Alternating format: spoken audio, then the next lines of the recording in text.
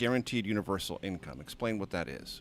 Yeah, so it's a very old idea. The idea is that As old as Sir Thomas More, I have read. Yeah, no, it goes back even before the founding of the country. So it's an idea where every citizen of a society gets a certain amount of money or resources free and clear to do whatever you want to meet your basic regardless needs. of your income. Regardless of your income. So Thomas Paine called it the citizen's dividend and was for it at the founding of the country. Martin Luther King called it a guaranteed minimum income in the 60s. Milton Friedman called it a negative income tax and had the support of 1,000 economists in the 70s. And it even Richard Nixon seriously considered it. Yeah, it passed and it was the debated House in Congress. It passed the House of Representatives twice in 1971 under Nixon. And one state has actually passed something virtually identical, which is the petroleum dividend of Alaska. Where everyone in that state gets between $1,000 and $2,000 a year, no questions asked. Doesn't matter you're working, not working, income doesn't matter. And in Alaska, it has created thousands of jobs. It's improved children's health. It's decreased income inequality. And it's wildly popular in a very conservative state. And my friends in Silicon Valley and my friends who work in technology know that what we did to the manufacturing workers, we are now going to do to the retail workers, the call center workers, the fast food workers, the truck drivers, and then even bookkeepers, accountants, insurance agents, lawyers, and on through the economy. So what happened to the manufacturing workers is a very clear sign of what's going to happen to these other workers moving forward. And I talked a little bit about retail workers, the most common occupation. Welcome to the Crypto Teacher. And guys, please like and subscribe. If you do like what you're listening to, please inform your friends and family and spread all over social media. It is imperative that we get back to learning finances and understand how the world really works. Because once we understand how the world really works, we understand that everything is planned out. Now, guys, we want to get into those videos first with Andrew Yang, which are so important, guys. Now, when he ran for president, guys, don't forget the New World Order. Remember, the New World Order runs everything.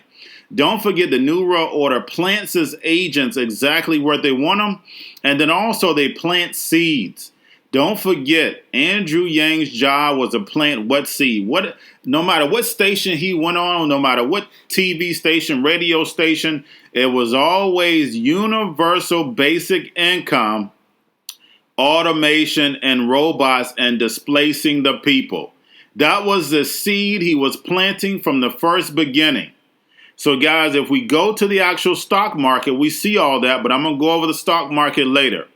Now, basically, with universal basic income, if we think about it, why it never came into reality?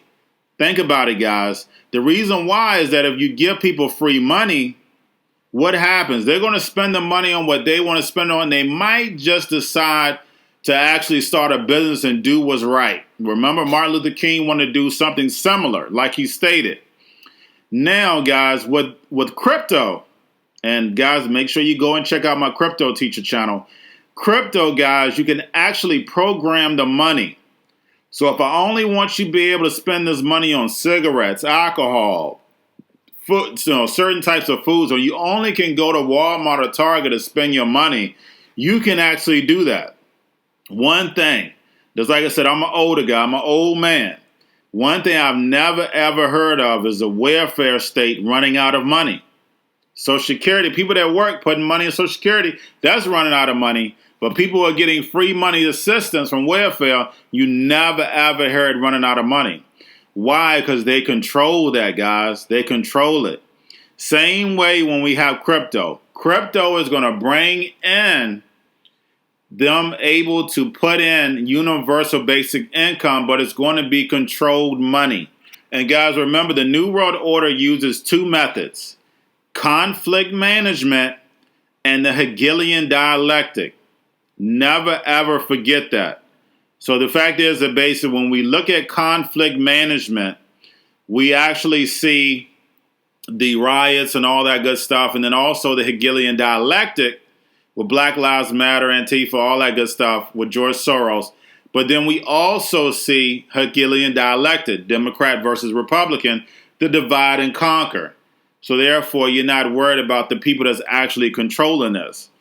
But the fact is that with the actual next step with universal basic income, what are they doing?